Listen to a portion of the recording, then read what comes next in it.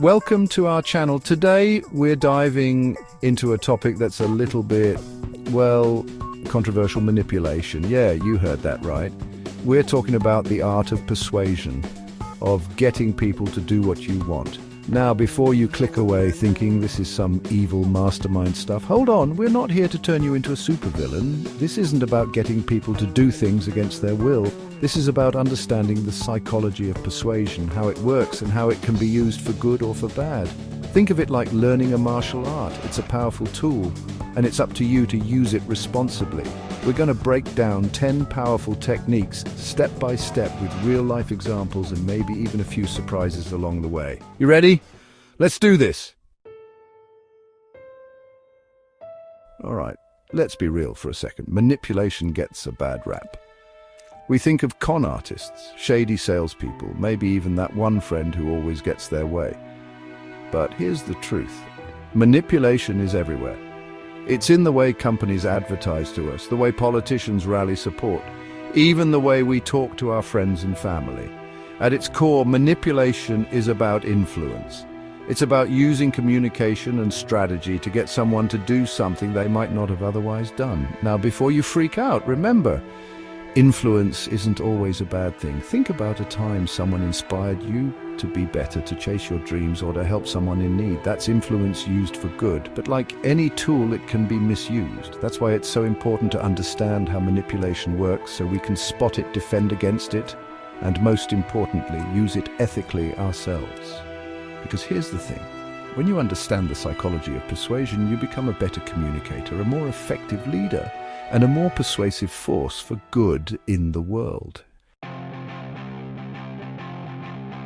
So, why should you care about understanding manipulation? Here's the deal. Knowledge is power. And in a world where everyone's constantly trying to influence us, from the news we consume to the products we buy, understanding these techniques gives you an edge. Think of it like this. If you don't know the rules of the game, you're going to get played, but when you understand the tactics, you can see them coming a mile away. You can make informed decisions about who to trust, what to believe, and what's best for you. Plus, here's the cool part. Learning these techniques isn't just about defense, it's about offense too. Once you understand the principles of persuasion, you can use them to achieve your own goals, whether it's landing your dream job, getting a raise, or even just convincing your friends to try that new restaurant you love. But here's the catch. With great power comes great responsibility. We're going to be talking about some seriously powerful stuff in this video, and it's crucial that you use these techniques ethically. Manipulation should never be about exploiting others or taking advantage of people. It's about building genuine connections, communicating effectively, and using your influence to make a positive impact on the world. All right, let's dive into the first step to mastering manipulation: building rapport. Think of rapport like building a bridge of trust and connection with someone. It's about finding common ground, showing genuine interest, and making the other person feel comfortable and understood. Now, this isn't about being fake or pretending to be someone you're not. It's about tapping into your authentic self and finding those genuine points of connection. Maybe you both love the same sports team, have similar hobbies, or are passionate about the same causes. When you can find that common ground, you create an instant bond, a sense of we're in this together, and that's powerful stuff. But building rapport goes beyond just finding things in common. It's also about active listening. When you're truly present in a conversation, really listening to what the other person has to say, it shows. You're not just waiting for your turn to talk, you're actively engaged, asking questions, and showing genuine interest. And here's the kicker. People love to talk about themselves, so when you can master the art of active listening, of making someone feel heard and understood, you're already halfway there. All right, let's talk about a technique that's so subtle, most people don't even realize it's happening. Mirroring. This is all about creating a subconscious sense of connection by subtly matching the other person's body language, tone of voice, and even their energy levels. Think about it like this. Have you ever noticed how when you're hanging out with a close friend, you tend to unconsciously mimic each other's movements? You might both lean in at the same time, take a sip of your drinks together, or even cross your legs in similar ways. That's mirroring in action, and it creates this unspoken sense of understanding and connection. Now, I'm not saying you should turn into a human copycat, that's just weird, but by subtly mirroring someone's posture, gestures, or even their tone of voice, you can create a sense of familiarity and trust. For example, if someone's speaking softly and slowly, you might adjust your own volume and pace to match theirs. Or if they're leaning back in their chair, you could subtly mirror that posture to create a sense of ease and relaxation. The key here is subtlety. You don't want to be obvious about it, just subtle enough to create that subconscious connection. Let's be real, everyone loves a compliment, and that's where flattery comes in. But here's the thing, effective flattery isn't about showering someone with empty praise. It's about finding genuine things to admire and expressing them sincerely. When you compliment someone authentically, it triggers a positive emotional response. It makes them feel good, and people associate those good feelings with the person who made them feel that way, you. Now, the key here is to be specific and genuine. Instead of just saying, "Hey, nice shirt," try something like, "Wow, that shirt looks amazing on you." The color really brings out your eyes. See the difference? It's specific, it's personal, and it feels way more genuine. But flattery isn't just about compliments. It's also about finding ways to make the other person feel valued and important.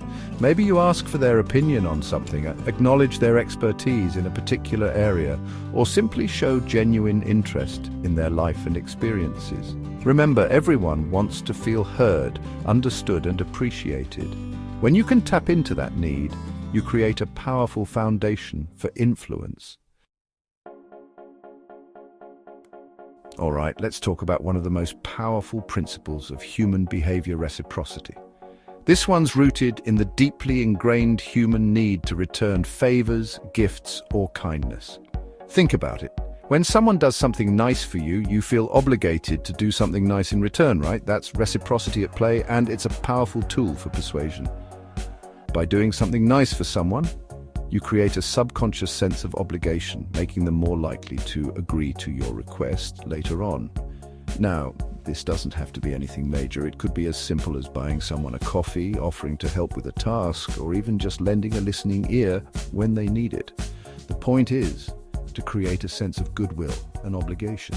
But here's the thing, reciprocity is most effective when it's genuine and heartfelt. Don't just do something nice for someone because you expect something in return. Do it because you genuinely want to, because you care about them. When you approach reciprocity with authenticity, it becomes a powerful tool for building strong, mutually beneficial relationships.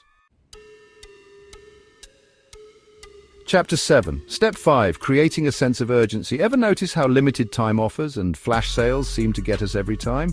That's the power of urgency at play. When we feel like something is scarce or time-sensitive, our fear of missing out, or FOMO, kicks in, making us more likely to take action.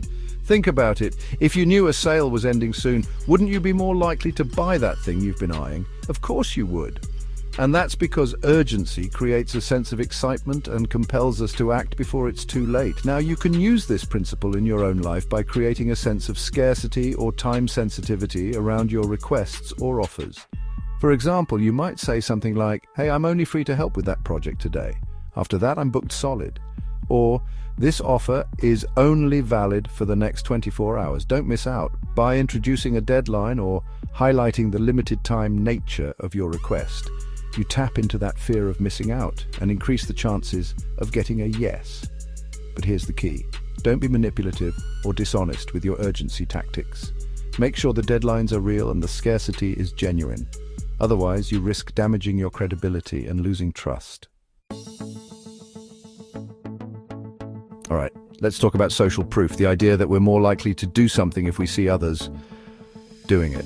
Think about it. Ever walked past a crowded restaurant and thought, "Wow, that place must be good"? That's social proof in action. We see a crowd of people enjoying themselves and we automatically assume it must be a good place to eat. We're social creatures, hardwired to follow the crowd.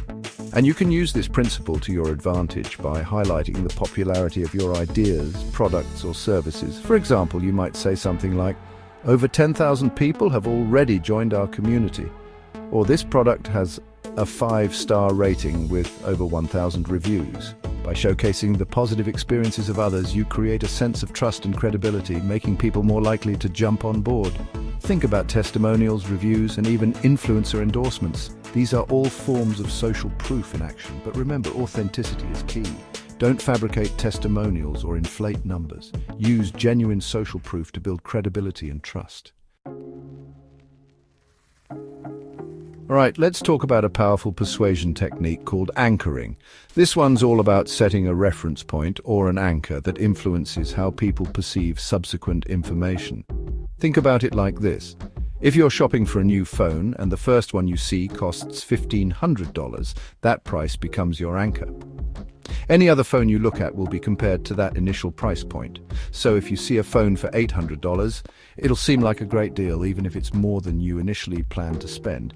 That's anchoring at work. You can use this principle to your advantage by setting a high anchor early on in a negotiation or sales pitch. For example, you might start by presenting a premium package with a high price tag. Then when you present a more affordable option, it'll seem like a steal in comparison. The key here is to make sure your initial anchor is relevant, but also slightly higher than what you're ultimately aiming for. This creates a contrast effect, making your desired outcome seem more reasonable and appealing. All right, let's talk about framing, the art of presenting information in a way that influences how people perceive it. Think of it like this. You can present the same piece of information in multiple ways, and each way will evoke a different emotional response. For example, let's say you're trying to convince someone to invest in your business. You could say, there's a chance you might lose some money, but the potential rewards are huge. Or you could frame it differently and say, this is a rare opportunity to get in on the ground floor of something truly groundbreaking. See the difference? Both statements convey the same basic information.